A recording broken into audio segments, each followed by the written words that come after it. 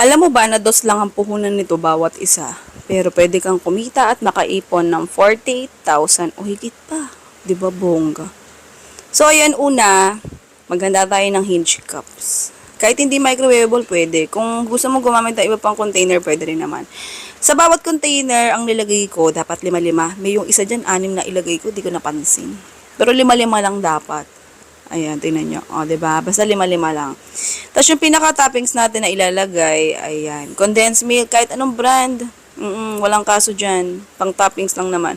Pero kung gusto mo gumamit ng iba pang toppings na iba pang liquid or syrup, pwede naman. Try mo din.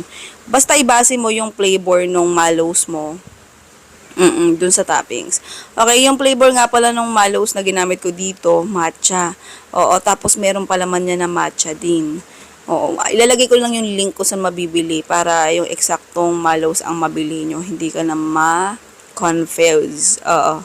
O mag-alala kung saan ba mabibili.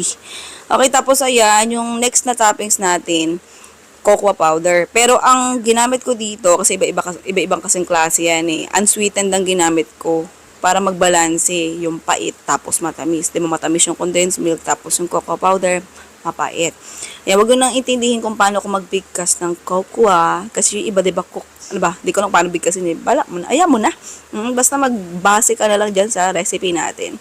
Tapos takpan mo lang. Di ba, napakadali. Ganyan lang. Tapos ready to serve na. Alam mo kung kanino mabenta to? Sa mga bata. Oo, tsaka yung mga mahihilig sa matamis. Okay, kaya ganyan yung ginawa kong toppings. Condensed milk tapos unsweetened cocoa powder. Magbabalance kasi yung lasa ngayon. Oo. At saka bagay naman kasi, may mga mallows kasi diba nabibili na coated ng chocolate. So ito naisip ko. At saka kasi, ang gagawin ko kasi, yung Dubai Chocolate Chewy Cookies, dapat yun ang gagawin ko, yung trending na yun. Kasi may nagre-request na follower. Oo, yung budget meal lang. Oo, yung kaya ng budget. Okay, kaya nga lang, kinulang ako ng budget, alanganing oras na to, gabi na. So, ito yung naisip kong gawing alternate na recipe. Oo, pansamantala, para may ma-upload tayo today.